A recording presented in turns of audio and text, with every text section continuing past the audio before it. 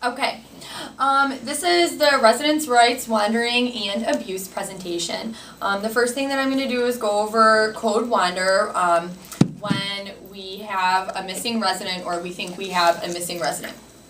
If somebody is unable to be located, the first thing that we're going to want to do is contact our nursing soup or administrative staff or both. Staff should also gather in the front lobby to organize a search plan, and orange tags should be brought with the staff members, and the orange tags can be found up in each of the nursing stations on West Wing and on East Wing.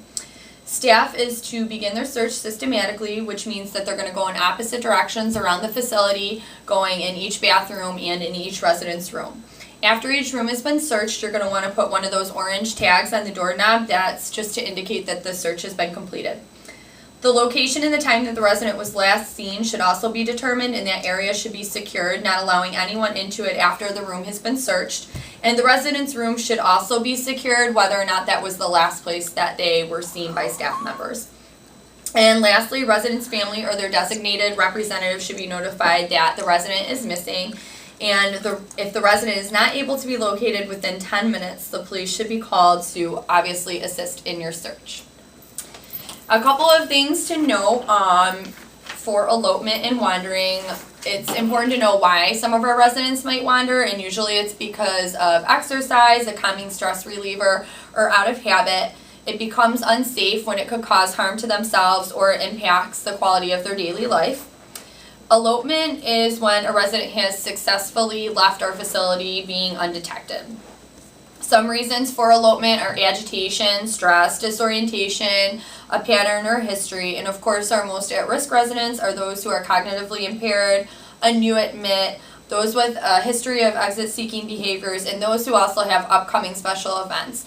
A lot of times when a resident knows that they will be going out of the facility, if they easily become confused, they might think it's a different day or might repeatedly ask to leave on a day that's not really the day that they're supposed to be leaving with their family.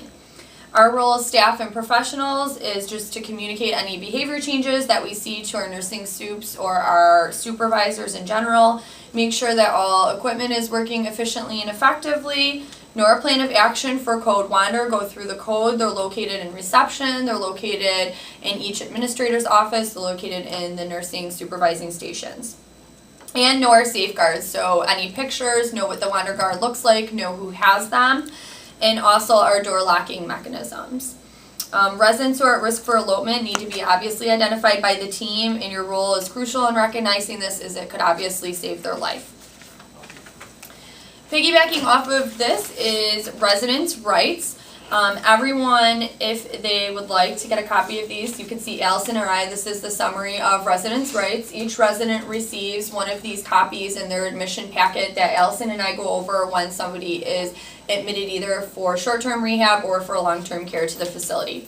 And the basic rights that a resident has is the first and foremost dignity, respect, and a comfortable living environment regarding all their decisions and all everything that entails their plan of care, the quality of care and treatment without discrimination, freedom to make their own choices and independent decisions. An example of that would be even if somebody comes in who is a diabetic, if they indicate that they want something that is not in line with their plan of care, they're still able to have that. So if they want a piece of cake, that's their right as a resident. They can still do that if they so choose.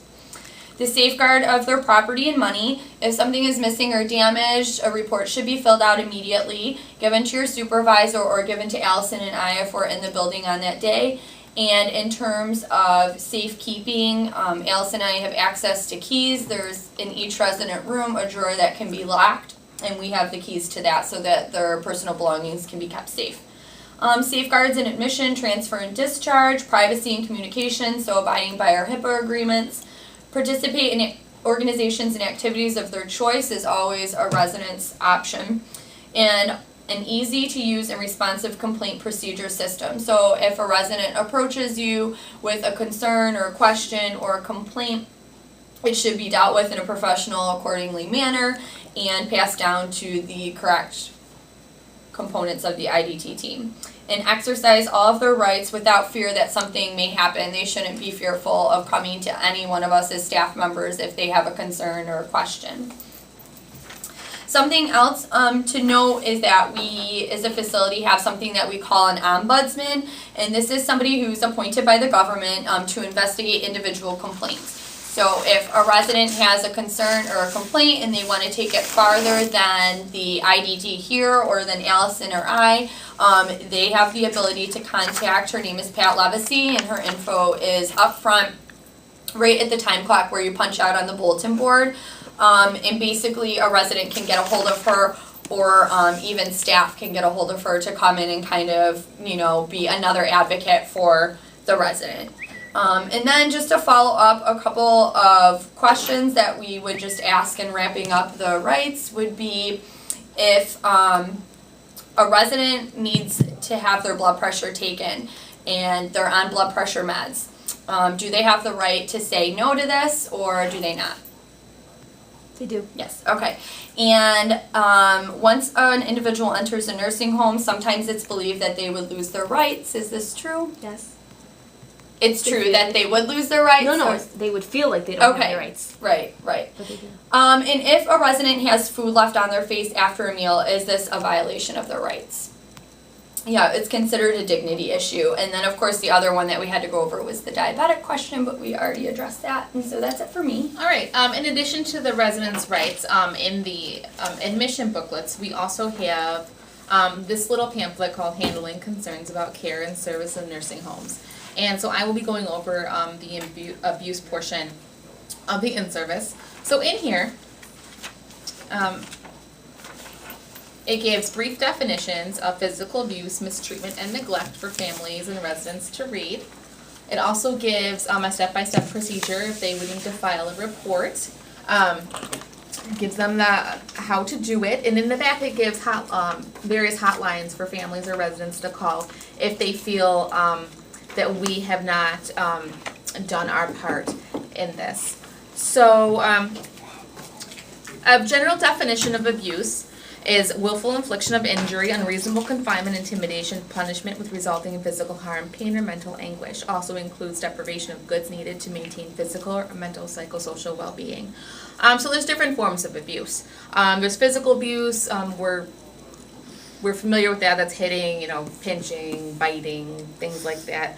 Sexual abuse, sexual harassment, coercion, and assault, non-consensual contact, unwanted touching. Emotional abuse, infliction of anguish or pain or distress through verbal or nonverbal acts, insults, threats, intimidation, humiliation, harassment, treating a person like an infant, or isolation or ignoring. So we need to be careful about how it goes along with dignity, how we're speaking with residents in the facility. If we're calling them honey, baby, sweetie, sweetheart, we need to make sure that we are treating residents with dignity and respect. They are our elders, and they're grown people, and we need to be treating them like that.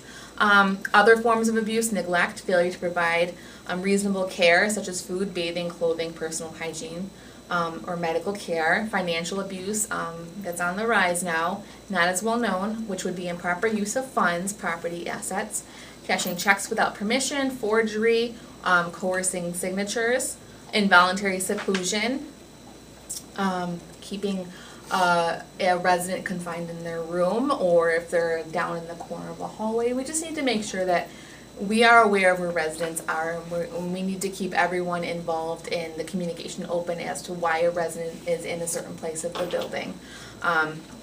So another type of abuse is resident-to-resident abuse. We don't ever want to ignore that.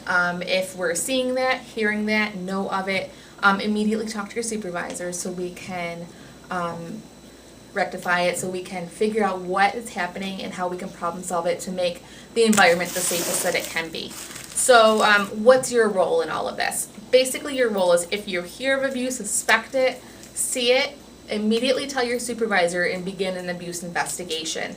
Don't worry about if you're not sure. Don't worry about if somebody else has already done it or not. If you see it, write the investigation. If we have 2 reports, that's okay, as long as we have things covered. With that, we'll do the due process. We'll go through everything. We'll write things down. We'll ask questions. It's either founded or unfounded, and if it's unfounded, that's great. If it's something we just need to fix, we can fix it, or if it's something we need to take further steps to address, then we'll do that as well. We just need to make sure everything is handled correctly.